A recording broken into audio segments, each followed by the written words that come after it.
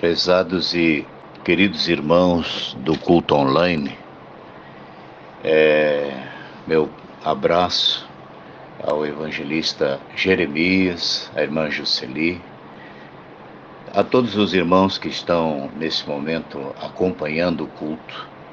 Quero vos saudar com a paz de Cristo Jesus, nosso Senhor. Hoje eu gostaria de falar um pouco sobre a doutrina da ressurreição. A doutrina da ressurreição tem como base as palavras de Jesus registradas pelo apóstolo João no seu Evangelho, no capítulo 5, versículos 25, 28 e 29. Assim disse Jesus: em verdade vos digo que vem a hora, e agora é, em que os mortos ouvirão a voz do Filho de Deus, e os que a ouvirem viverão. E Jesus disse mais: não vos maravilheis disso, porque vem a hora em que todos os que estão nos sepulcros ouvirão a sua voz.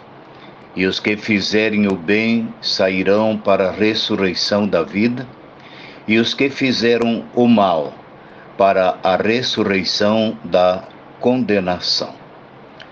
A doutrina da ressurreição, ela é amplamente registrada na Bíblia Sagrada. No Antigo Testamento, temos a ressurreição do filho da viúva de Sarepta pela oração do profeta Elias. Isso está no primeiro livro dos Reis, no capítulo 17, dos versículos 21 e 22. Temos a ressurreição do filho da Sunamita pela oração do profeta Eliseu, no segundo livro dos Reis, capítulo 4, versículos 32 a 35.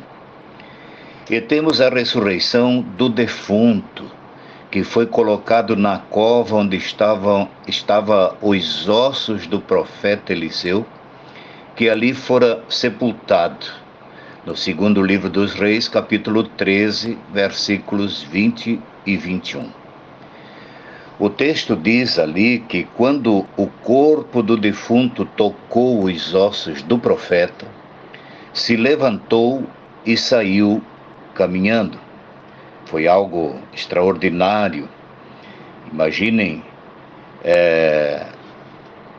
um corpo ser depositado em uma cova aberta, mas ninguém sabia que esta cova aberta era do profeta Eliseu.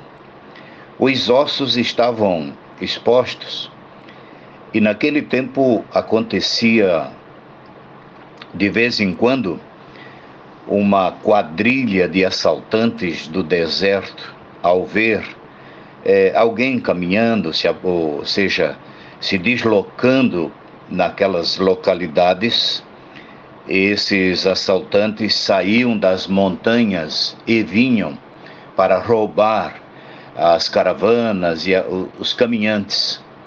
E isso aconteceu exatamente no dia do sepultamento dessa pessoa.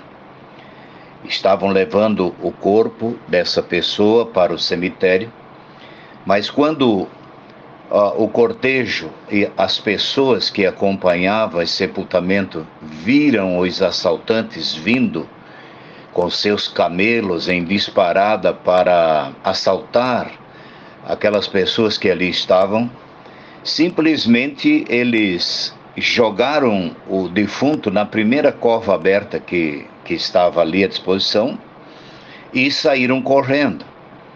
Ocorre que quando o defunto tocou nos ossos do profeta Eliseu, se levantou e saiu caminhando, ou quem sabe correndo também.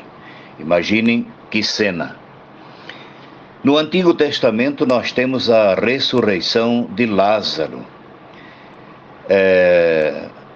registrada pelo evangelista João no capítulo 11, nos versículos 43 e 44. No livro de Lucas, ou seja, o evangelista Lucas, capítulo 7, versículos 11 a 15, ele registrou a ressurreição do filho da viúva de Naim. Também foi uma cena extraordinária.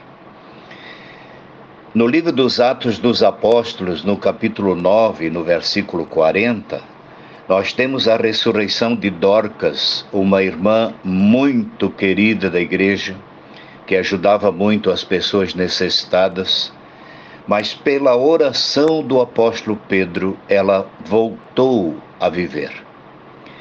Já no livro, ou seja, no Atos dos Apóstolos, capítulo 20, versículos 9 e 10, nós temos a ressurreição de um moço chamado Eutico, que num culto de Santa Ceia, quando o apóstolo Paulo estava ministrando a palavra de Deus, esse moço veio a adormecer, diz a Bíblia, no terceiro andar do prédio onde o culto estava sendo realizado. E já era altas horas da noite, quando o moço adormeceu e caiu para o lado de fora. E foi dado, diz a Bíblia, como morto. Mas o apóstolo Paulo imediatamente interrompeu o culto, desceu as escadas, abraçou aquele moço, e eu fico pensando que o calor do corpo do apóstolo passou para o corpo do menino, e de repente, quando todos já estavam apavorados com aquele acidente, o apóstolo Paulo disse: não precisam se preocupar, porque o menino está vivo. Nós temos a ressurreição do próprio Jesus, como foi lido ali, e essa ressurreição do Senhor Jesus foi acompanhada de grandes sinais que nós vamos ler no Evangelho escrito por Mateus, no capítulo 27, e nos versículos 51 a 53. Ali diz que no momento em que Jesus entregou o Espírito, aconteceram sinais extraordinários que você pode acompanhar nessa leitura, mas um dos sinais maiores, quem sabe, foi a ressurreição de santos que estavam sepultados e que ressuscitaram juntamente com Jesus Cristo depois da ressurreição dele. Foi algo realmente extraordinário, e a Bíblia diz que eles apareceram a muitos quando entraram na Cidade Santa. Ao tratar da doutrina da ressurreição, na sua primeira carta aos Coríntios, no capítulo 15, o apóstolo Paulo respondeu a uma pergunta que, quem sabe, hoje, alguém também gostaria de fazer. É uma pergunta que está na primeira carta do apóstolo Paulo, no capítulo 15 e no versículo 35. E a pergunta é: como que os mortos serão ressuscitados? E continua mais uma pergunta: que tipo de corpo eles vão ter? Então eu gostaria de usar aqui a resposta do apóstolo Paulo contida na Bíblia, na tradução da linguagem de hoje. Disse o apóstolo Paulo, respondendo à pergunta: quando você semeia uma semente, seja ela de trigo ou de outra semente qualquer, ela só brota se morrer. Está no capítulo 15, versículos 36 e 37. O que o apóstolo está dizendo é que chegará o dia em que o nosso corpo, que é fruto de uma semente, conforme disse o apóstolo Pedro na sua primeira carta, capítulo 1, versículo 23, terá que ser semeado no cemitério, para dali sair um corpo novo. No capítulo 15, versículos 42 a 44 desse livro, de 1 Coríntios capítulo 15, o apóstolo continua seu esclarecimento, ainda na tradução da linguagem de hoje, dizendo assim: pois assim será quando os mortos ressuscitarem, palavras do apóstolo Paulo. Quando o corpo é sepultado, é um corpo mortal, mas quando for ressuscitado será imortal. Quando ele é sepultado, diz o apóstolo Paulo, é feio e fraco, mas quando for ressuscitado será bonito e forte. Continua dizendo, quando é sepultado é um corpo material, mas quando for ressuscitado será um corpo espiritual. Aí diz o apóstolo Paulo, é claro que se tem um corpo material, então tem que haver também um corpo espiritual.